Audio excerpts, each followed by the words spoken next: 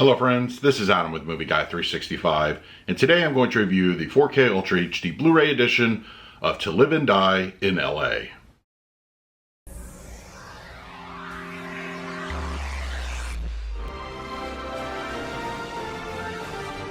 It's here, To Live and Die in LA on 4K Ultra HD Blu-ray, released by Kino Lorber. It can be found as a slipcover edition available at your online retailers.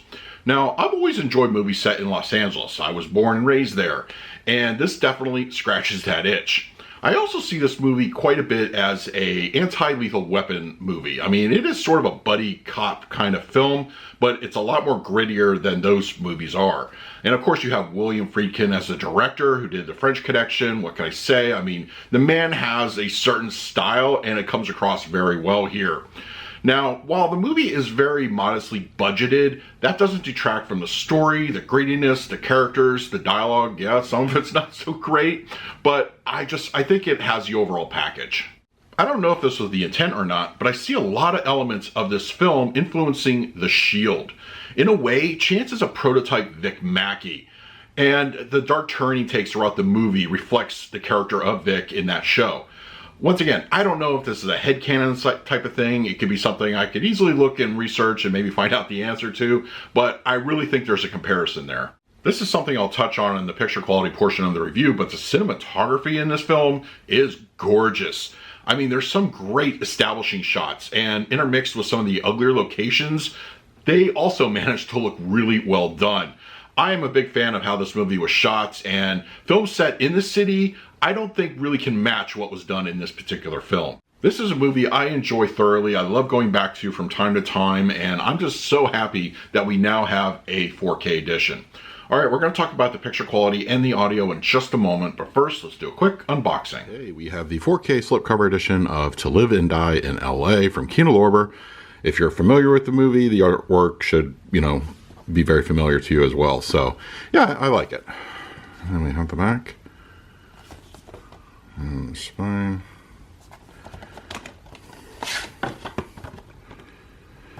Interior. And, of course, your standard Kino artwork. So, yeah, looks nice. Now let's talk about the picture quality and the audio. To Live and Die in LA on 4K Ultra HD Blu-ray has a 185:1 aspect ratio with native 4K resolution and graded with both HDR10 and Dolby Vision. For purposes of this review, I will be discussing the Dolby Vision encode.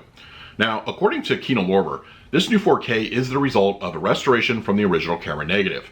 While the picture no doubt has been cleaned up considerably over previous physical releases, the image still has some minor blemishes, white specks, etc. Grain structure is well preserved with no signs of management. Bit rates are very healthy and pretty consistent throughout the runtime. The Dolby Vision grading showcases the 80s aesthetic brilliantly, minus a caveat or two. For starters, the cinematography, as I mentioned earlier, has always been, at least to my eyes, gorgeous. Those occasional scenic shots of golden sunsets and early evening are spectacular. The clothing of the era is more colorful and looks great. In-movie lighting also pops visually, such as when Chance talks to Ruth at the club, though I will say reds occasionally run a bit hot here. When Willem Dafoe's Masters is lighting the painting on fire near the beginning of the film, or during the fiery climax, flames border on unnatural looking. A couple of instances of skin tones can skew very heavy warm to the point of being red in the face. If your setup is properly calibrated like mine, you'll see similar results. Uncalibrated sets may cause you to go blind. Black levels are well rendered and more than serviceable. Grain occasionally looks a bit chunkier in certain dark scenes, but otherwise it's good. No unnatural elevation or instances of crush were spotted in my viewing.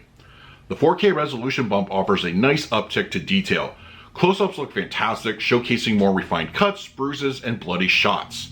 Clothing, and sometimes lack thereof, have better depth.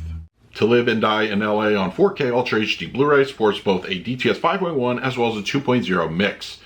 For my part, I've always preferred the 5.1 audio track, though it's not without its shortcomings.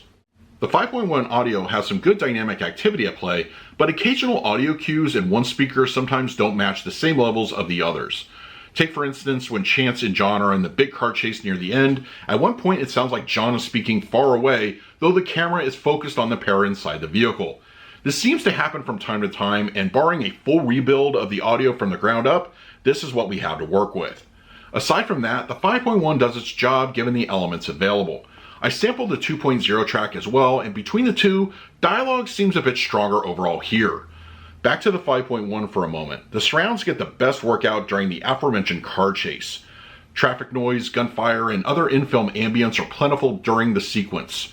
For the rest of the film, the memorable score by Wang Chung tends to dominate the surround space. For the picture quality, I'm going to give To Live and Die in LA on 4K Ultra HD Blu-ray a B+. While not a perfect transfer by any means, the 4K edition from Kino Lorber is definitely a significant upgrade over the standard Blu-ray. The Dolby Vision grading enhances the palette very well, though you may have to wear sunglasses whenever red pops up on the screen. This is a definite upgrade to consider. For the audio mix, I'm going to score this one a B. Both the DTS 5.1 and 2.0 tracks are serviceable, though this is one of those cases I wish a Dolby Atmos upgrade would have been considered. Audio cues are occasionally inconsistent with one another, and the track overall feels a bit dated. Longtime fans will fully know what to expect with this experience. So that is my review of To Live and Die in LA on 4K Ultra HD Blu-ray. If you're interested in picking up a copy for yourself, I will leave an Amazon link in the comments section. If you use it, it really helps out the channel. But if you have the disc already, let me know your thoughts down below. In the meantime, please like, subscribe, hit that bell notification. So until next time, this is Adam with Movie Guy 365. I will see you at the movies.